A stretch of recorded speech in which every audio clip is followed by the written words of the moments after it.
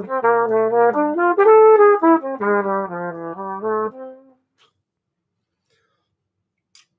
right. Howdy, everybody. Hello, Gabriel. Nice to see you. All right. So, any questions today? Let me check the website. I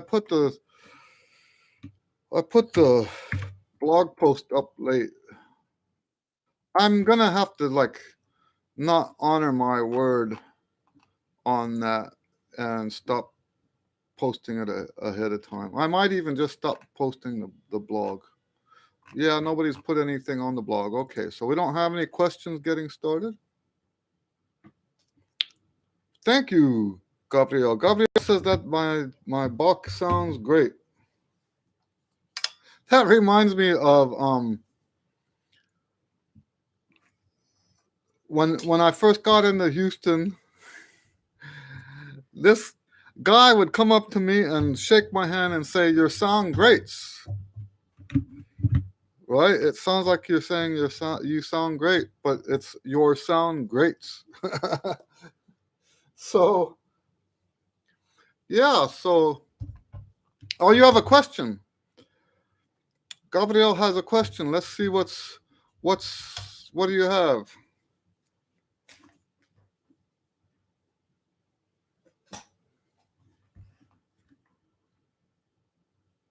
Hello, Olivier. Welcome to the Q&A.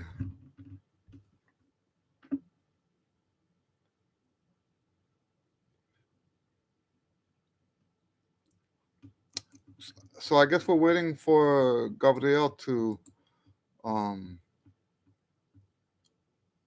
send his question. Okay, he's got one. Here we go. I'm waiting for a new E-flat trumpet. What mouthpiece should I use? My standard B-flat or a shallower one? In my opinion, that really depends. Other people have rules that they follow for that stuff, and to me, I don't like to be like that. So to me, the mouthpiece is not to match the instrument so much as it is to match the trumpet. So, for example, now I don't have a E-flat trumpet, but I do have a piccolo.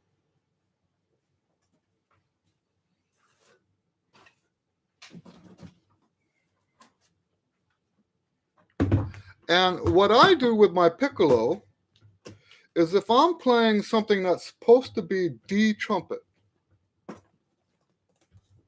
and by the way, a lot of times we get the piccolo for the D trumpet stuff. That's what the other slide is for. So there's two slides. There's the B-flat slide and the A slide. And the reason why that matters is because the A slide puts the D stuff in F. I know that's a soup of information, but if we play Baroque stuff on the B-flat slide and do the trills end up being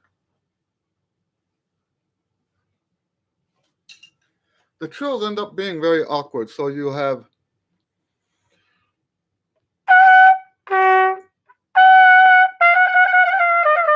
right stuff like that, right? When you're on the A slide, you can play the D trumpet stuff, transposing it up a fourth.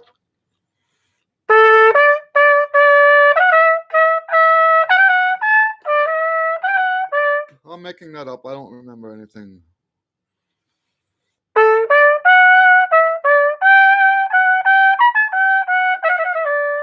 Right? And you just can't do that on the other slide.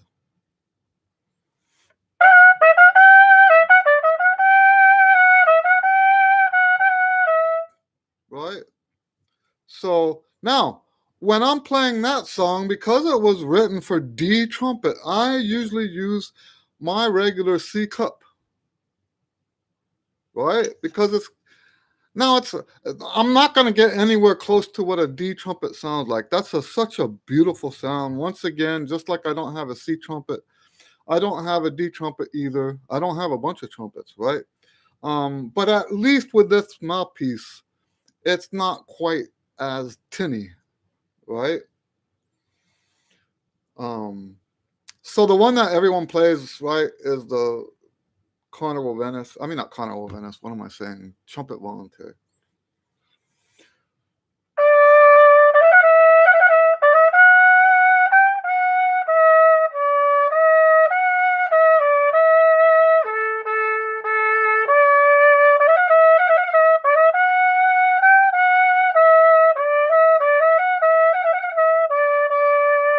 Now, if I'm playing something else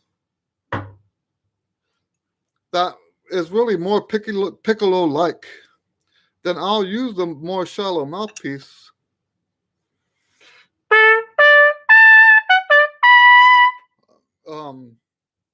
for that, because I want that more brilliant sound, because that's what they were going for on that song. So yes, you want to be open to, the bottom line is you want to be open to all of that, okay? You want to be open to every possibility. Do you know what I haven't done in a long time? Is I have not put my big mouthpiece on the piccolo. That seems like a, what's that, oxymoron, right? Big mouthpiece on a piccolo.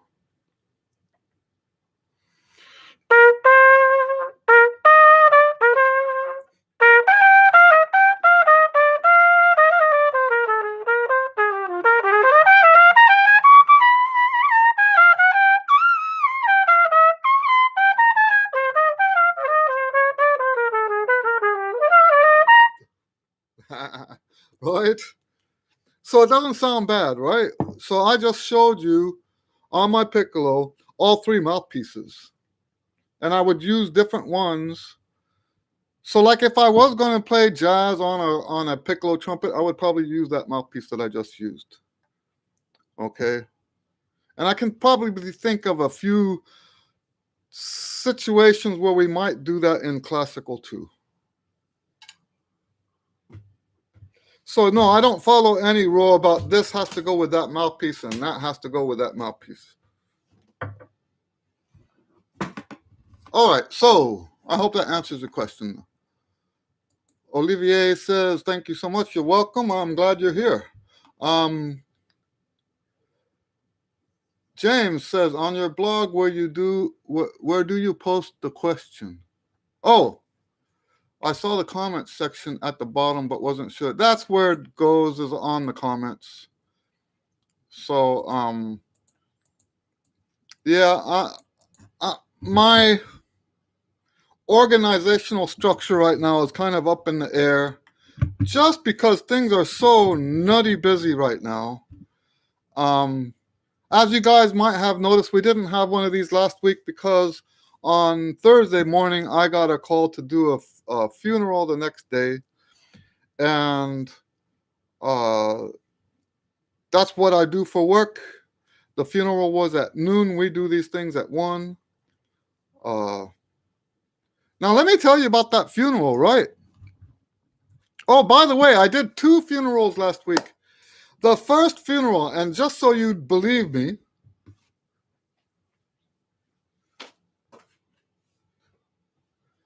the first funeral was for Dusty Hill. If you haven't heard of Dusty Hill is the bass player for ZZ Top. I played his funeral. This is the program from the funeral. There's the backside. And look at the guest list, the people who were speaking. They call it, the section is called Witness to Life. It's got Phil Robertson, Willie Robertson, Frank Beard, and Pablo Gamboa. So I was on stage like no more than about 12 feet from all those people. So anyway, that was the first funeral I did last week. And then this other one, I'm not making this up. I got this call and they just wanted me to play songs.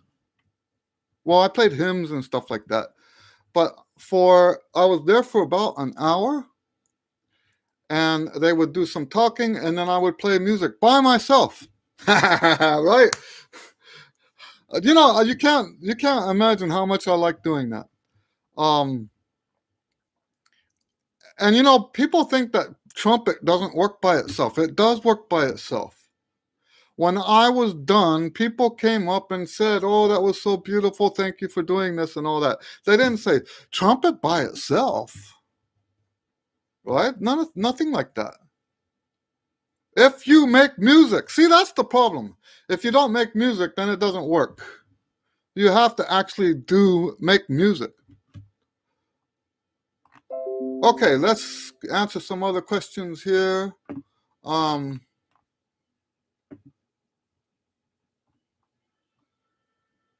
Gary says, beautiful trumpet rotary, voluntary. Oh, thank you very much.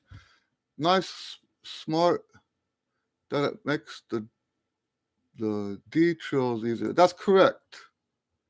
That's what I was trying to demonstrate, is that that slide puts you in the key of F, and now all your fingers are very comfortable. Gabriel says, nice, thank you. Gary says, would you recommend a C, D, or A, D, or C cut for piccolo? I'm basically saying all three. It depends on the music, right? All three. Gabriel says, thanks, Eddie. There, you're welcome. Can I play Hummel on a pick? Oh, probably not. Oh, man, I love the idea of it. I've never done this before. Let's see.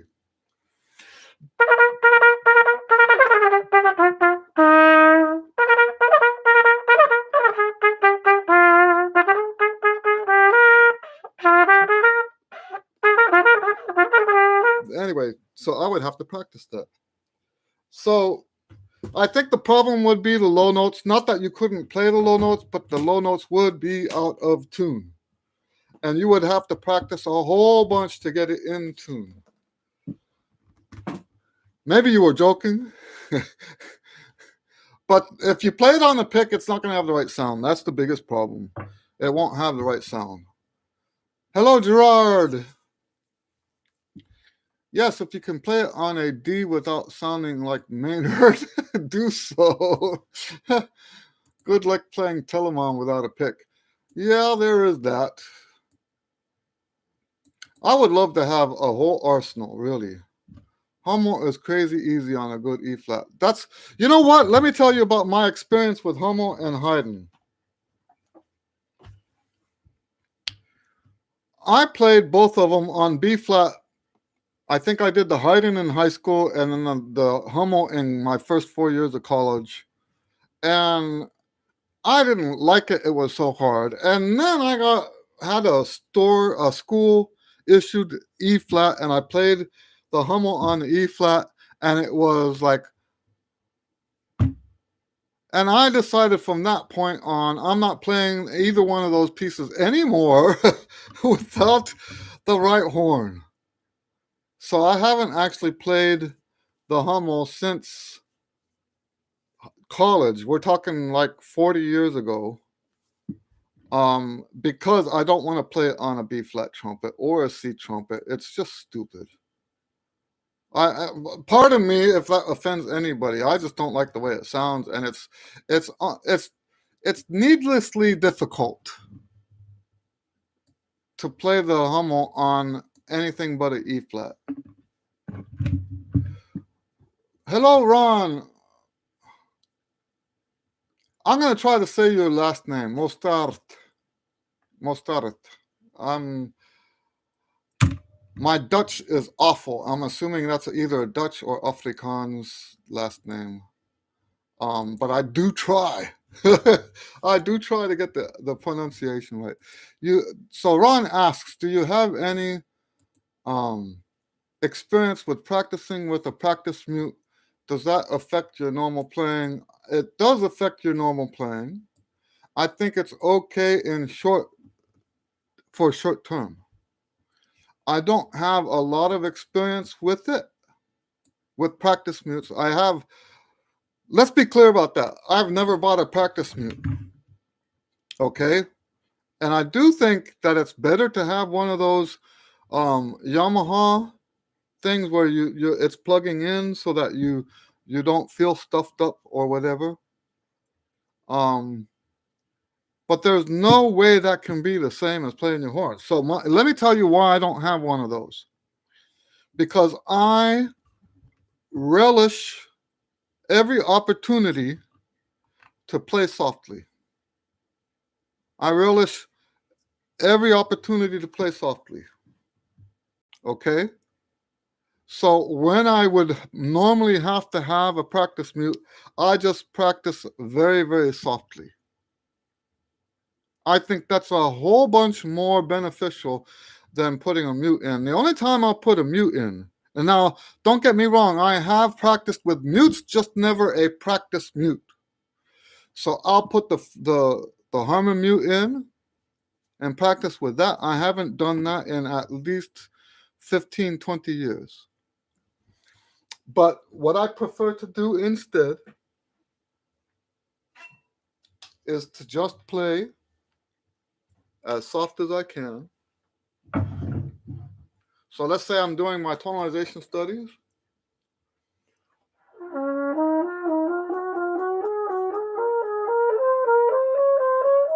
I'm going to play that soft, and that's actually just as soft as someone playing with a mute in. I would much rather do that because the control that you have to do to be able to do that, the control you have to be able to do that is that's awesome. The awesome skill right there. And I think that's something we should all be striving to be able to do. So, and if it's like at a hotel or something, I will put my bell. So you know how the hotels sometimes will have a coat closet or whatever. I'll put my clothing hanging off the hangers, and then put my bell inside the door, and do that.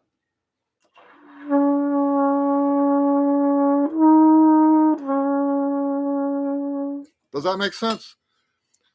So but let me tell you this, the only time I would do that is if it's late at night. If it's just because you're in a hotel room, playing softly is good enough. If it's because you're in an apartment complex, playing softly is good enough. I lived in an apartment complex from 1988. When did we move? We moved in 94. So it was 6 years living in an apartment. And I always practiced open horn, but I just practiced very, very softly. Very, very, very softly. One way you can tell how soft is it, and in fact, this is a great way to disguise your trumpet playing, because a lot of times you have those people that have really, really strong ears, right? Sensitive ears, and they might be in the next room and they say, "Ah, someone's in the next room practicing trumpet," right?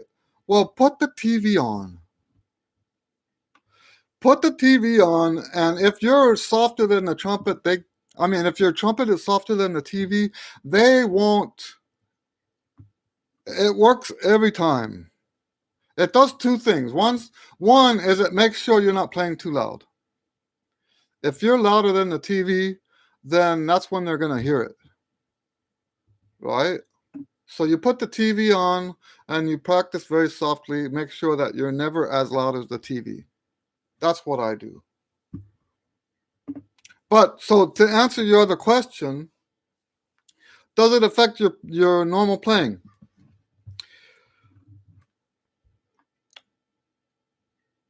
If you play with the mute all the time, the back pressure is different Now, I don't believe that's necessarily a bad thing, right? I don't think that's a bad thing. I think if you're doing it on a semi-regular basis, it's okay still. If you're doing it all the time, that's when you're going to start having issues, because you're going to, when you go for the note. So remember how trumpet works. We're trying to get exactly the right uh, resistance and exactly the right air. And if you put a mute in, you've now changed the resistance. So when you change the resistance, what you're practicing, that what you're getting used to in terms of moving the notes, it's sort of like practicing free throw, and then when you get to the game, they're going to move the line. Now, in theory, you can still do it, right? In theory, you can still do a free throw from that other distance. But if you've been practicing free throw from this other distance for hours and hours and hours every day, then being at the free throw line like 5 foot farther back, a lot of the feel is going to be different. It's not going to be the same. So to me, that's what it's like. And so that said, practicing with a mute every once in a while is a wonderful thing, because it gets you used to adjusting your resistance to match the circumstances. So that's a great way to look at it. So I'm not saying practice mutes are bad. I'm not saying that. It's when you do it every single day, that's when stuff can break down. All right. Hello, Jared. Thanks for joining us. How do I improve my range? Above C on staff, I find my breath changes somehow. Should breathing change? No, it should not. Compared to playing a G in the staff, trying to improve range. What the average range for jazz? Okay, so that's the nice thing about jazz. If we're talking about improv, then you just play what you can play. If you're talking about jazz band, then it depends on what part you're playing, and what style you're playing. So, for example, I used to play in a jazz band that never went up to high C, right? And it was all jazz, and it wasn't just student stuff. This was a professional band, and it was a great band, but they didn't have anything past high C. So, basically, if it's written music, whatever the chart has, that's what the music is. A lot of people say that if you have a high C, that's enough to play pro. And in fact, that's why I call my fifth level, I call it the trumpet pro level, because that's really where we associate professional playing, is up to high C. I mean, up at least to high C. And then I have those other levels beyond that. Now, your other question, should the breath change and how do you increase your range? No, the breath should not change. Usually when that happens, it's because you're doing something different to get the high notes. And I have a method that I teach. I call it the one range method. And there's actually a book for it. I know it sounds often like I'm trying to sell that book, but it has a very thorough answer to the question you're asking. More thorough than I could possibly go into here.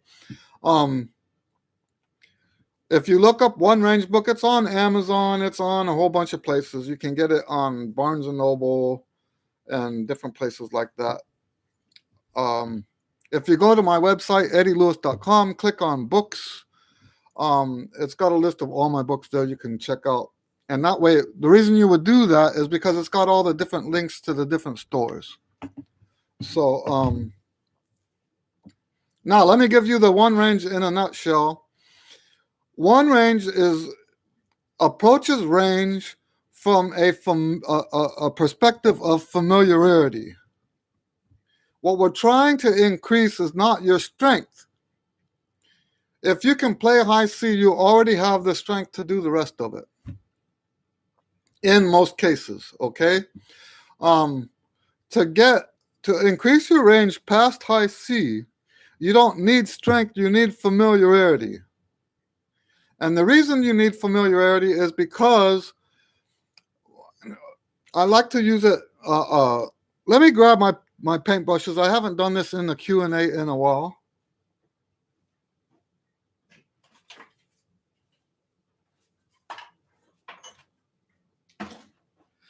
This is the best way to demonstrate, in my opinion, how playing high works.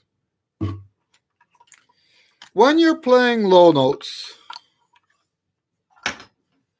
the movements, we're talking about the movements in the oral cavity.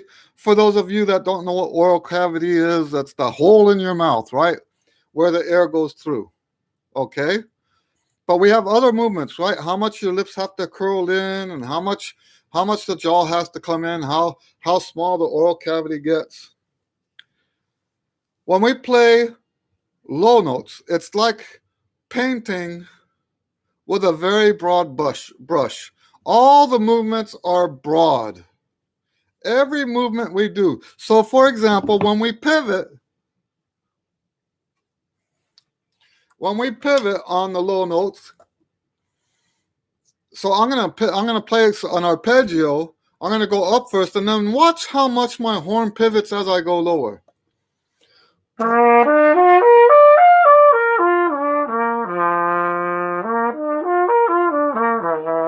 I'm over exaggerating so you could see. It's hard for me to think about it and not think about it, right? But yes, the horn pivots more. The pivot is more exaggerated in the lower notes. And that's because as we go lower, everything gets bigger. As we get higher, so let's say the middle register is painting with this brush. Now the movements are just a little bit more subtle. Then, this is like the top part of the staff, right? Now we're doing even smaller movements.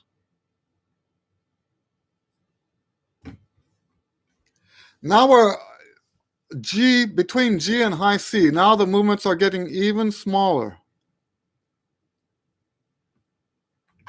Now we're in the space between high C and high G, and now we're painting even smaller strokes. All the movements are now much, much smaller. The brush is smaller, everything's smaller. Here's super C. And the movements for super C are like this.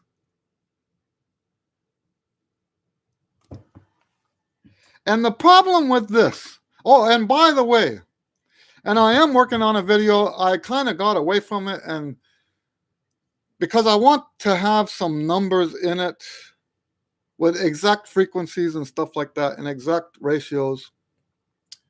But the size of these changes is based on the golden ratio, believe it or not. Mathematics. So, and depending on which way you're going, the golden ratio is roughly, I'm not giving you an exact number, right? Is roughly, when you're going smaller, 0.6 of the previous size. So if this is a low note, like low, below the staff, then 0.6 of that is for the next range, like up in the bottom part of the staff. Then 0.6 of that is like tuning note C and above. 0.6 of that is the next range up. 0.6 of that, 0.6 of that, 0.6 of that, 0.6 of that, 0.6 of that. Okay? So it's not. That's what's got to happen when we go higher. And the problem with that, and I know I cut myself off. The problem with that is that as you get smaller and smaller, you've got no control over that. And when I say you have no control, it's mental control, right? You can't make your lips do that.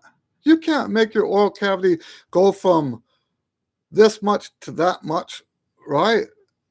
You see what I'm saying? That's such a subtle movement. We're not even capable of detecting that. We can't even feel that. I mean, consciously, right? I believe subconsciously we have a lot more ability to feel it and control it. So that's the problem, right? If that's what playing high is, and by the way, I'm going to interject here too. Playing high and playing with a good sound is the same thing. Let that sink in. Playing high, playing with a good sound is exactly the same thing. What we're talking about here, that subtle control, the subtle control you need to play higher notes is the same exact subtle control you need to get a good sound. Okay? Now, I believe the only way we can get that control is through what I call the back door. We practice in a way that makes us more familiar with those notes. That's it. It's a simple concept, really, but it gets complicated because we have to deal with physical issues. Because when we do play notes that we haven't played before, we do get tired. And that is an issue. So we have to incorporate that into the equation, so to speak, right? So anyway, I hope that answers your question. My approach to just to answer in short term, my approach to increasing your range is through familiarity. Now, why do we not just go for it? Because when you just go for anything, let's say your range, your official range is up to here. Anything you play up here is stuff you can't play yet. And you're going to alter the way you do it to get those notes. And you pointed out yourself, you said, should the breathing change? Absolutely not. But that's why it's changing, because you can't play those notes yet. You're doing something different because you can't play those notes. And when I say you can't play those notes, what I mean is you can't play those notes normally, the same way that you play every other note. When I play up the super C, now there are movements. Don't get me wrong. When I say things don't change, I'm not saying there's no movement. Of course there's movement. But like I just explained with the brushes, that movement becomes more subtle up there. Okay, so I'm gonna just play a scale or something.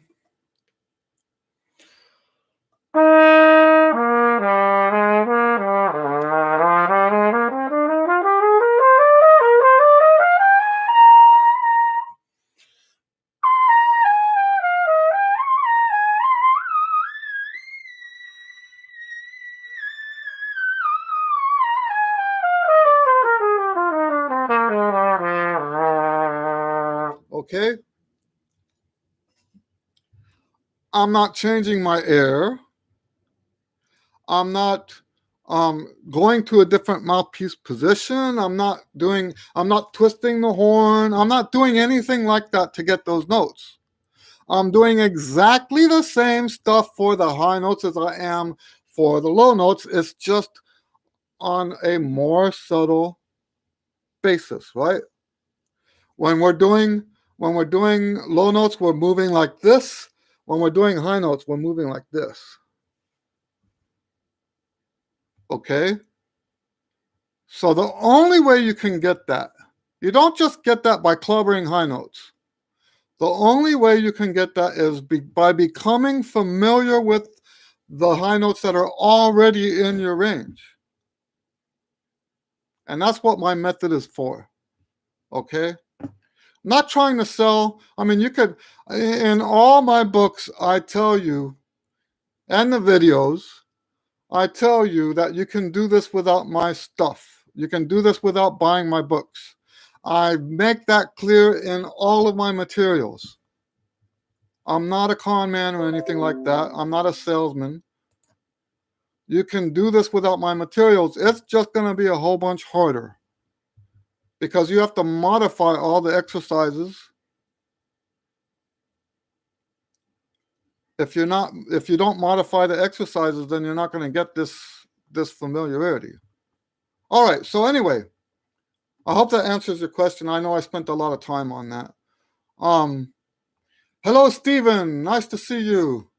Stephen says, oh, I just lost it.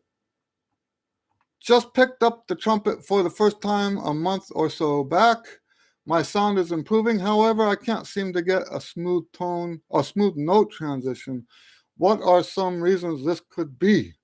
Okay, so let me tell you, and I know this is kind of controversial. I don't care. One of the reasons I'm so good at teaching people how to come back is because I take lots of time off. But I'm going to tell you the one thing that I find most difficult coming back after a break is what I call coordination or dexterity. So the two things that suffer most is sight reading and improv. And I think it's in line with that. So when you have, now maybe I need to clarify what you mean by smooth note transition.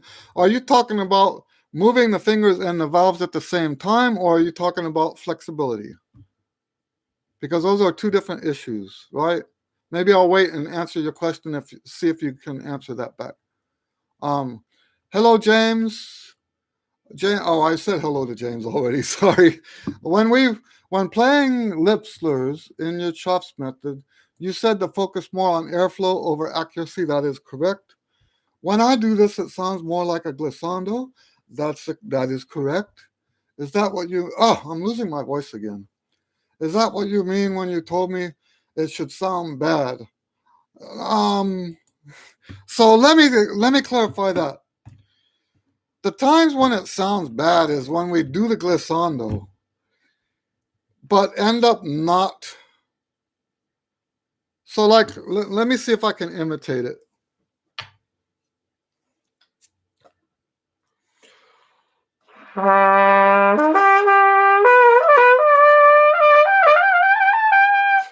So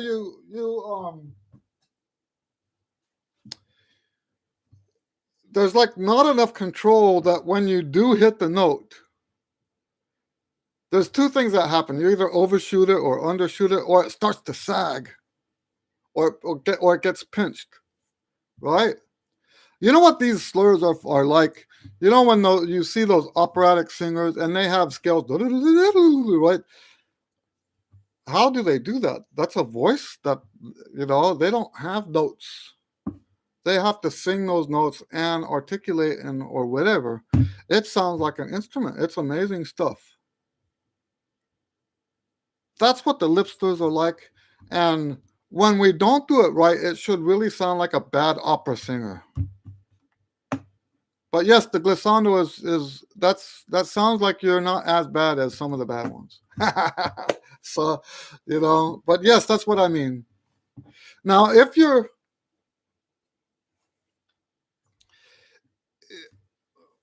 just getting a glissando and it doesn't really sound all that bad,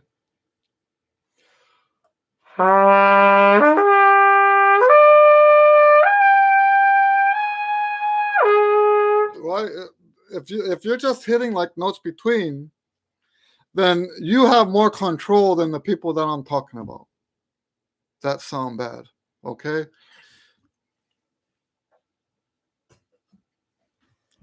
All right. Ron says, good try. And thanks for your answer. You're welcome. Gary says, awesome practice hack. Put the TV on. Exactly. Hello, Sean. Sean's here. Nice to see you, Sean. Gabriel says, so I tried this. I mixed tonalization with the concert, and it seems to work. Is it a wrong way to practice, or do I go on? Thanks. So, I'm assuming what you mean by that is that you're playing the tonalizations in the same key as what you're practicing on the concerto. Is that correct? If that's correct, then that's actually something I teach. We can't always do that, but that's, and I think I've shared with you guys some of my 7 stages of practicing music. The very first stage, oh, I'm losing my voice. The very first stage is the study stage. Don't just jump into the music. There's a famous quote by a pianist named from 200 years ago named Theodore Leschetizky. And he used to tell his students, think 10 times and then play it. Don't think once, and definitely don't just jump in and just play, right? Think 10 times and then play it. So I have as the first stage studying the music, and one of the things that we do when we study the music is to play the tonalization studies in the keys, all of them, right? Oh, I'm losing my voice. Oh, man. Oh, I got too excited, guys. So let's say your piece that you're working on has 10 different tonalization, 10 different key centers in it. Then you should practice the tonalization studies in all 10 keys. I'm losing my voice. All right. Let's go to the next one. I hope that's what you mean. He says that he does it at a very slow tempo. That's very good. Jared says, when you say high C, which one is that? There is a lot of discrepancy. There's no standard on the nomenclature, right? What I say is this is low C. By the way, low C is tuning note. Middle C on the piano. This is funny. Oh man, I haven't come this close to losing my voice in these videos yet. I mean, it's been close, but not this close.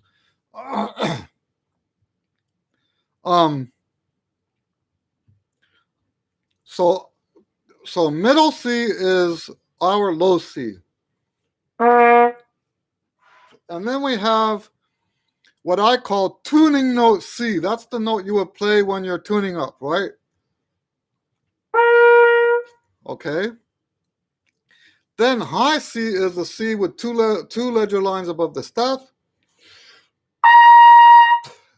And then super C is the C above that. Okay? And it's squeaky because of this mouthpiece. Okay. So that's the nomenclature that I use, okay? Gary says 2 ledger lines above the staff, I think. That's correct. Anthony says, hey, hi, Eddie. I hope you're okay. I am. Nice to see you, Anthony. I got your book, One Range, and I used the order of exercises, trumpet pyramid, and I think it works great. Wonderful. I'm glad to hear that. We always like to hear that, right? Stephen says, not sure why you skipped my question. Did I skip a question? It wasn't intentional. Just picked.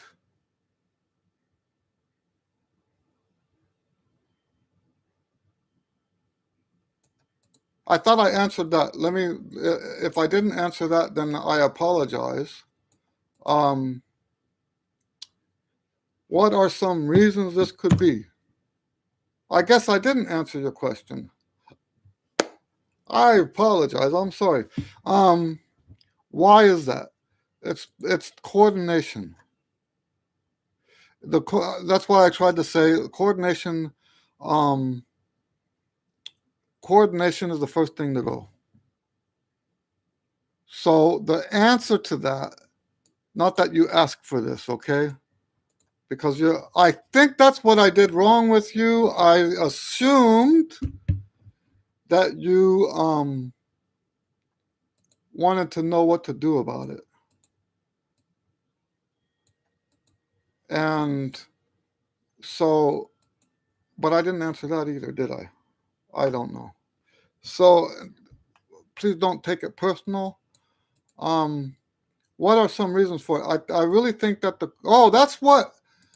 that's why I didn't answer your question, because I asked you at the end of that to clarify whether we're talking about the change of notes this way, like for the fingering.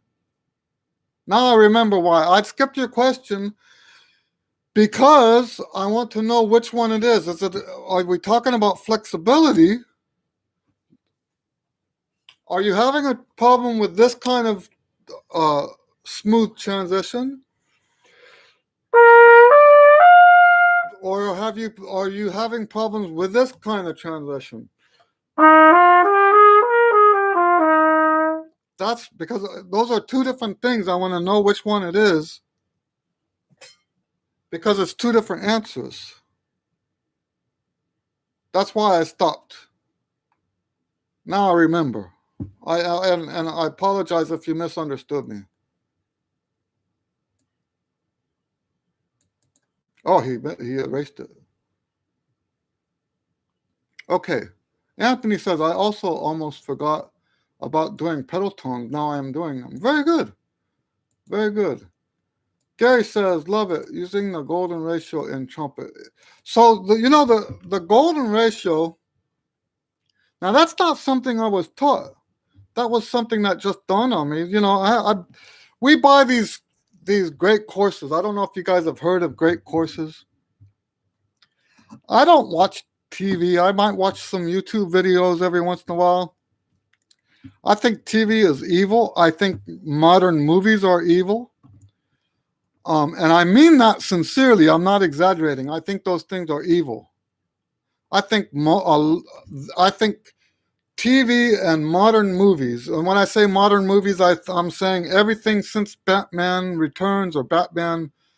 What's the one where they tried to make Batman into a tormented soul? Ever since that movie, there's been such a horrible presence of evil.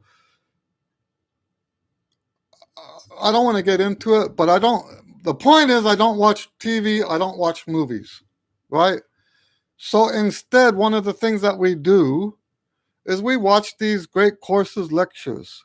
And one of those lectures that I got was, I think it's called The Joy of Math or something like that. And he's talking about golden ratio. And they give you, when you study golden ratio, you look at the scales and you look at the patterns in life and stuff like that. And when I'm practicing, so here I am watching those videos, and as a result of that, I looked up. I did more studying on golden ratio and Fibonacci and all that stuff.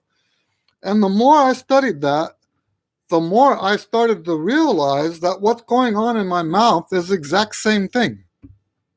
So then I looked into the music side of it, and the overtone series. Most of you know what that is, right? So we see the evidence of the overtone series on the trumpet.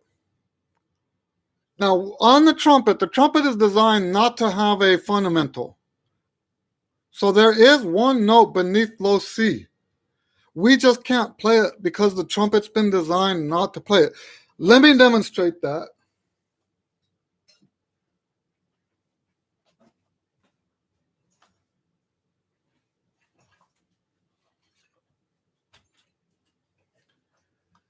Because this is one of the things that makes flugelhorn different. Flugelhorn, we can play the fundamental note.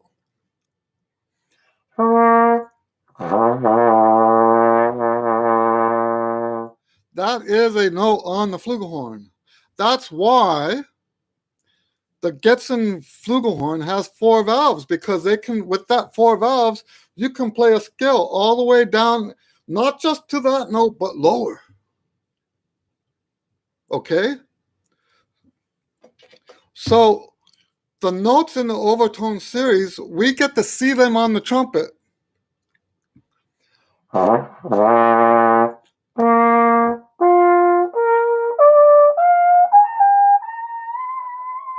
As we go higher, those notes get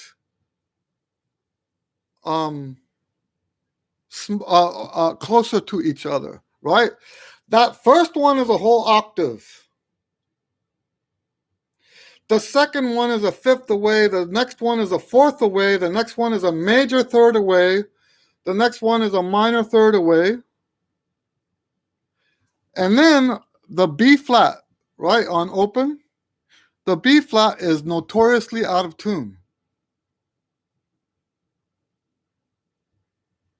The B flat is notoriously out of tune. Why is that? Because the note between the 7th and the 8th and 9th partial is a whole step. The note between G and E and G is a minor third. Think about it. You've got an extra note in there. It's not a half. It's not a whole step. It's not a minor third. It's somewhere between the two. That's why it's out of tune. Okay? So anyway, this, if you look at the frequencies from this note to that note to that note to that note, it is very close to, and by the way, the golden ratio is never exactly, right? That's one of the things. Golden ratio isn't about exactly 1.66. It's not like that. Fibonacci is not exactly right. So it's more of a relative ratio. So when you have those notes that get smaller and smaller,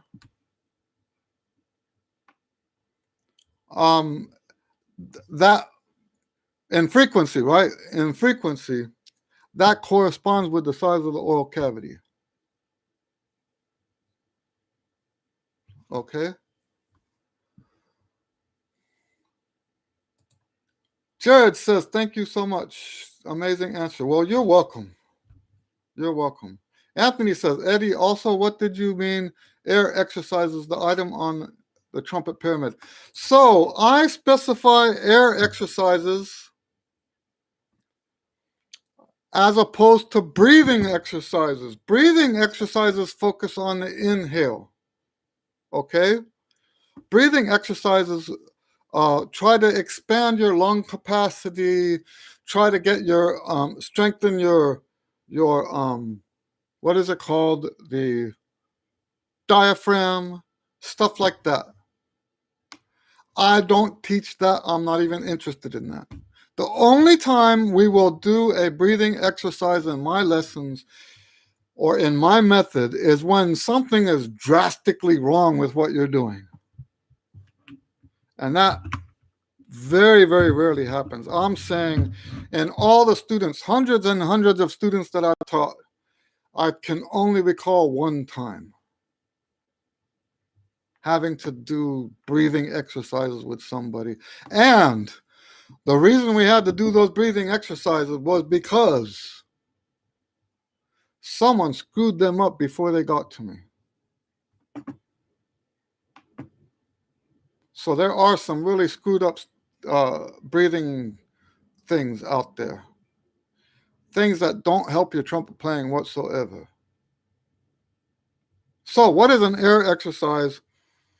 I've been doing two things lately. I actually like to do the mouthpiece backwards now. I didn't make this up. There's one of my customers who bought my book. I looked him up online. He speaks German. I have no clue on his videos what he's saying. Right? I have no clue what he's saying. But he has a video on YouTube where he's doing an air exercise on the mouthpiece, blowing backwards. And I thought, wow, that's so much better than my exercise, right? I would much rather do 3 of. We're just going to do 3 of those. You take a nice breath.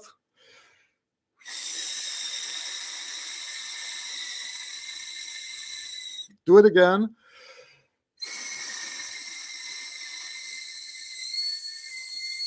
And then one more time.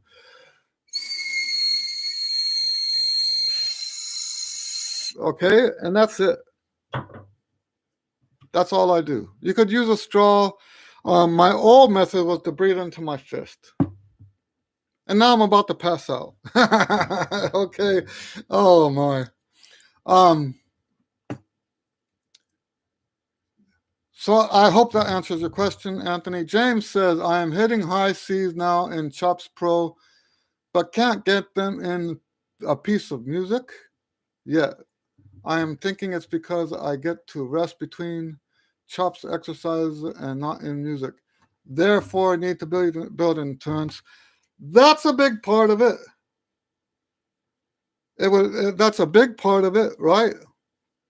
Is the endurance can be, but it can also be, here's the thing.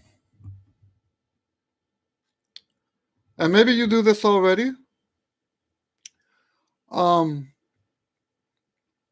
If you, I lost my train of thought. I'll get it right back. Oh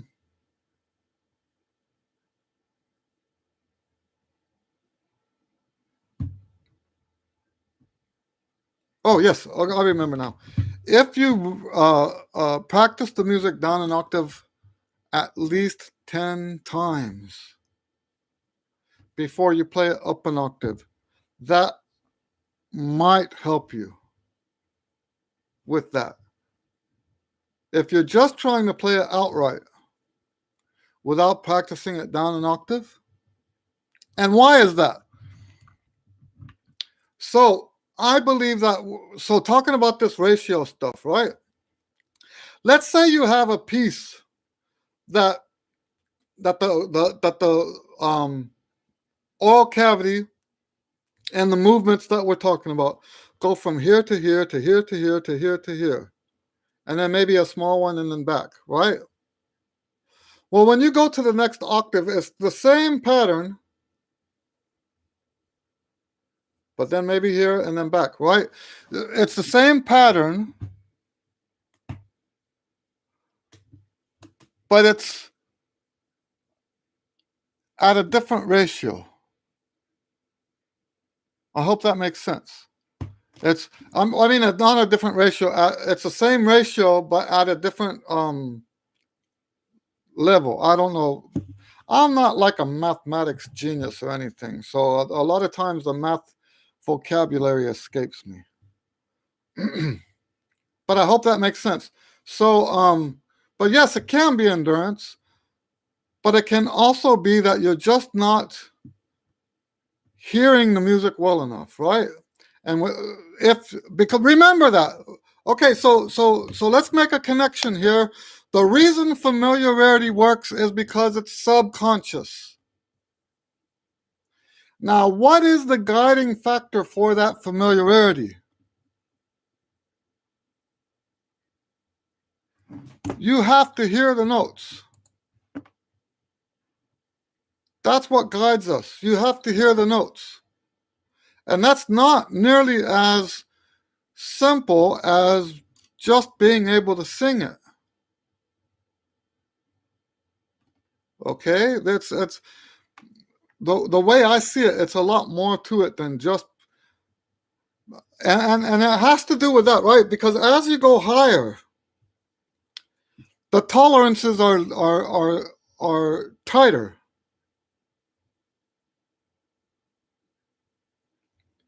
As you go higher, the tolerances are tighter. When you go higher, what's acceptable becomes what sounds good becomes more harder, more difficult to create. Okay? So anyway, I hope that makes sense. So it doesn't necessarily have to be just the endurance. It could be. Now it could be the endurance, but it could also be more related to your ears. And I don't mean that you have bad ears or good ears, but that music, you have to have that music like flooded in your ears. All right, Stephen has gotten back to us. To answer that question, when I asked about smooth note transition, I meant the physical mechanics of playing the trumpet with the valves and slides. Okay, that's right. Perhaps the way I'm holding my trumpet. Yes, that could be one of the reasons, right? So let's look at that. If you're holding the horn like this, or here, check this out. You know, they always tell us to put our thumb in here. But if you look at, what do they call that? The ergonomics of what happens there. There is no way to play the horn properly with your fingers at the right angle. There's no way to do that with your thumb in here. It's not possible. That's why I'm going to show you guys my hand position. I don't often show this to people. You can call this officially the Eddie Lewis, the Eddie Lewis right hand position, right? You put your pinky on top of the ring, not in the ring. You put the thumb on the lead pipe, and then you make sure that your knuckles are higher than the valves. That's the Eddie Lewis hand position. And now I came up with that in the 90s. I think the 90s, maybe a little bit later than that. I've been playing that way for at least 20 years now. And it makes a huge difference. It makes a huge difference. So yes, it can be the way you're playing it. Also, I mean holding it. Another thing to consider is how tight your grip is. If you're squeezing the horn like with anxiety or whatever, and the fingers aren't right, if you're, I hate using that word tense. So yeah, if you're gripping the horn here, it can actually affect here. Okay? And if you're gripping the horn here, that means you're probably not pivoting. And if you're not pivoting, then switching from one note to the other is also going to be a problem physically here. Okay? So yes, I would look into that. Steven says it would be the second one you asked. Yes. Anthony says, in Germany, blowing into a mouthpiece backwards is for calling your German Shepherd. Oh, man. Anthony. All right. Steven says, I've really worked on my embouchure so I can play a range. But physically, changing notes is where I get mixed up. Yes, you know, I think there's a lot to holding the horn. So I just showed you the right hand position. Let me show you guys the left. Now this is the position I use where the weight of the horn, rests on this finger. Now, a lot of people can't do that because it hurts. It hurts bad. I hurt for like 6 months when I switched. And I mean bad. But it's a much better way to play. And the reason it hurts is because your hand wasn't meant to do that, right? But look at why there's such a benefit to that. We talked about the pivot a little bit ago. And look how easily the horn So here's the fulcrum right here, right? Here's where the horn pivots, not up here. The horn pivots from here. My wrist stays pretty much stationary.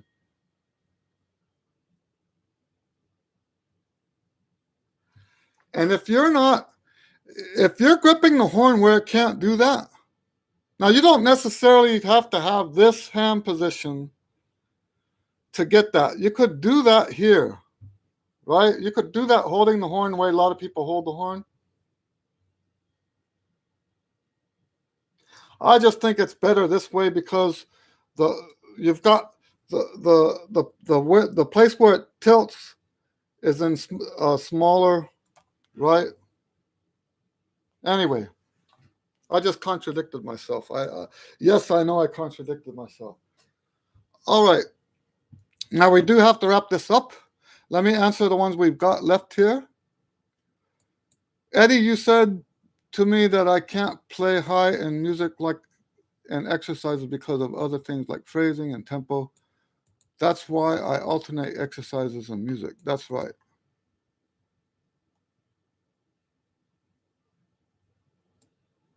So yes, that's correct. So I guess what you're saying is that my answer to James was incomplete. I hope that's what you mean. Right? So yes, so I kind of sort of alluded to that, right? There's so much more going on there than just the physics of the physical aspect of getting the notes, right? So I hope that doesn't look like I'm being inconsistent. Raimo, hello Raimo, nice to see you. Raimo says that it was a good session today. Thank you. You're welcome, Raimo. It's always good to see you. Gabriel says, yes, very good. Thanks, Eddie. And sorry for your voice. But you have the horns to talk. Yes, that's correct. That will be the first trumpet avenger. Stephen says, great answer. You gave me a lot to think about because I was placing my right hand in that bad position you showed. Wonderful. I mean, not wonderful that you were doing that. I'm glad I could help. Also found you from your trumpet hymn playlist. Okay, good. Praise the Lord for that. I picked up the trumpet to praise God with. Well, good. I'm glad to hear that. That's such a wonderful thing. That's such a wonderful thing. And you know what I'm going to say? You know, a lot of what we do as Christians and as trumpet players, there's this like what seems on the surface as a contradiction. Because God loves us and welcomes, we'll never be quote unquote good enough for God. Right? We'll never be good enough for God. But on the other hand, we must constantly strive to do our best. And that's where the heart comes in, right? That's where the heart comes in. Is that I think God knows our heart. I believe God knows our heart. And if we go into to praising God with our horn and we know that we didn't give it our best and that we didn't care or whatever, then that's when it matters. You know? But anyway, I appreciate that you have been listening to the hymns.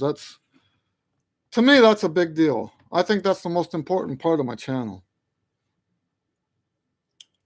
Anthony says, hey, Eddie, thank you for today. Your book is very helpful. Thank you, Anthony. And I'm going to end with that. Thank you, guys.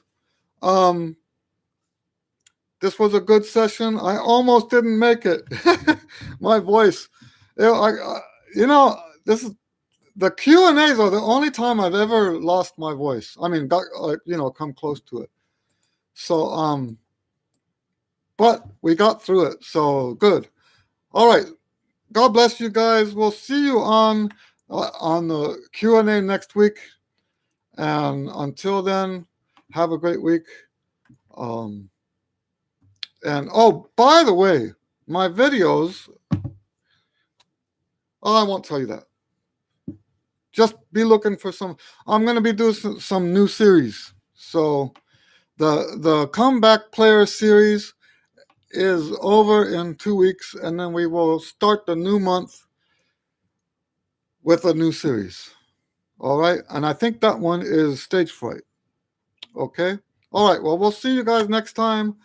Have a great week.